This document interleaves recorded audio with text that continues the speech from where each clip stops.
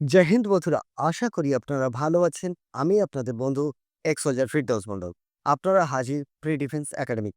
বন্ধুরা, আজকের একটি সফলতার গল্প শুনবো। আমি ক্লাসে ছিলাম হোস্টেলে। ম্যাডাম ডাকলো যে আমাদের একটি ছাত্রী সে পাশ করেছে, ভালো রেজাল্ট করেছে। কি পরীক্ষাতে পাশ করেছে, কেমন কন্ডিশন আছে জেনে নেব। আমাকে বলা হয়েছে যে সে চাকরি পেয়ে গেছে। যাই হোক, তার সঙ্গে বেশ কিছু কথা হয়েছে। তো পুরো বিষয়টা একটু জানবো। সর্বপ্রথম আমি তার পরিচয় নিয়ে নেব। এর আগে সম্ভবত তার কোনো ভিডিও বানানো হয়নি। আমি যদিও ভিডিও এইভাবে বানাই না, কিন্তু একজনের রিকোয়েস্টে ভিডিওটি করছি। তো আ কেমন আছিস? স্যার ভালো আছি। তোর নাম কি যদি একটু বলিস? হ্যাঁ, আমার নাম অনুশ্রী ঘোষ। বেহালা থেকে আসছি। মানে বেহালা পণ্যশ্রী থেকে আসছি। গত বছর ফেব্রুয়ারি মাসে ভর্তি হয়েছিলাম। মার্চ থেকে পড়াশোনা স্টার্ট করেছিলাম এখানে। আর মাঠও করতাম, পড়াও করতাম। আর মাঝে প্রচুর এক্সাম দিয়েছিলাম কিন্তু কোনোটাই হচ্ছে না। মানে সব পাশ দিয়ে বেরিয়ে যাচ্ছে। এমটিএস ৮ নম্বরের জন্য ক্লিয়ার হয়নি। এরকমও হয়েছে। তো তারপরে আরপিএফ এসআই ছিল। এসআই দিয়েছিলাম। আপনার সঙ্গে একদিন কথাও বলেছিলাম WhatsApp এ যে এরকম স্যার পরীক্ষা আছে। আপনি বললেন, "হ্যাঁ, পড়তে থাক।" আমি বললাম, "যাওয়া আসা অসুবিধা হচ্ছে।" তো আপনি বললেন, "হ্যাঁ, পড়। যদি কোনো অসুবিধা হয় তখন ফোন করিস।" তো আমি পড়েছি ৩ মাস আর আরপিএফ এর কাট অফ দিল গত সপ্তাহে সোমবার। সেদিনকে আমার কনস্টেবলের এক্সাম ছিল। কনস্টেবল এক্সাম আমি দিয়ে বেরিয়ে দেখলাম আমার আরপিএফ এর কাট অফ ক্লিয়ার হয়ে গেছে। এসসি তে আরপিএফ এর কাট অফ গেছে 65, সেখানে আমি পেয়েছি 76। তো ওই রিটেনটা তো মোটামুটি হয়ে গেল। লাইফে ফার্স্ট টাইম আমার এটা মানে কোনো এক্সাম আমার রিটেন ক্লিয়ার হয়েছে। আর এখন মাঠ আছে। আর জিডিও দিয়েছি। জিডিতে পেয়েছি 79.36।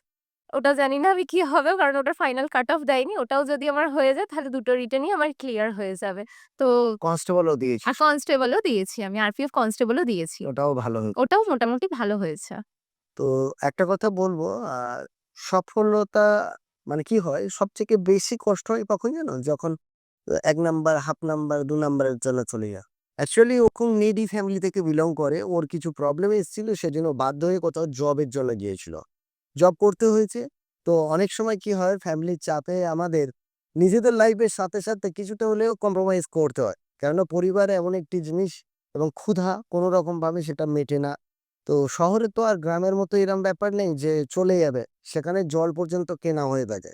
তো বাধ্য হয়ে আমাকে বলল যে, "স্যার এই ব্যাপার।" আমি বললাম, "ঠিক আছে, তুই নিজে কর। তোর রেডি হয়ে গেছে।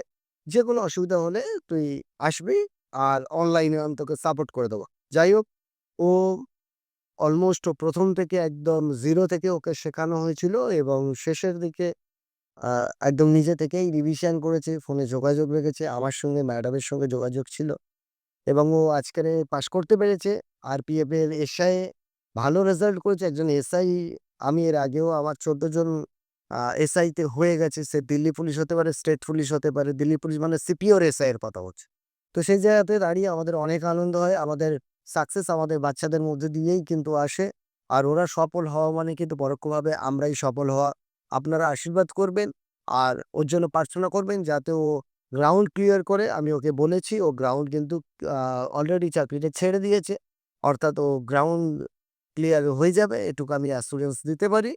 কারণ ওখানে লং জাম্প আছে, হাই জাম্প আছে বা শর্টপুট আছে, রান আছে, যেগুলো ওর হয়ে যাবে। কারণ হাই জাম্পার আমি নিজে ছিলাম। তো সেই জায়গাতে দাঁড়িয়ে আপনারাও যারা আরপিএফ এ পাস করেছেন বা এসএসসি জিডিতে ভালো নাম্বার পেয়েছেন বলে মনে হয়, তারা অবশ্যই আমাদের কাছে গ্রাউন্ড করতে আসতে পারেন। গ্রাউন্ডে আশা করি আমরা 100% বাচ্চাদের পাস করানোর চেষ্টা করব। আর ওরও আশীর্বাদ করব যাতে ও একবারে সফল হয়ে যায়। একটাই জিনিস বলব বেটা, এখনো পর্যন্ত চাকরি বহুত দূর আছে। বলে দিল্লি বহুত দূর হ্যায়। তুমি শুধুমাত্র একটা স্টেজ পার করেছে, এটা অনেকে পারে না। তুমি কিছু ভাগ্যবানদের মধ্যে তুমিও আছো। ভাগ্য বলে কিছু হয় না। পরিশ্রমই তোমার ভাগ্যকে গড়ে দেয়। তো এই পর্যন্ত আসায় গেছে মানে বাকিটাও চলে যাবে, অসুবিধা হবে না। তোমার পরিশ্রম লাগবে, এখন রেস্ট আর সাথে ফিজিক্যাল খাওয়া-দাওয়া এগুলো প্রয়োজন আছে। সেগুলো করো। আমাদের আশীর্বাদ আছে। তোমার বাবা-মায়েরও আশীর্বাদ আছে। তুমি অবশ্যই পারবে।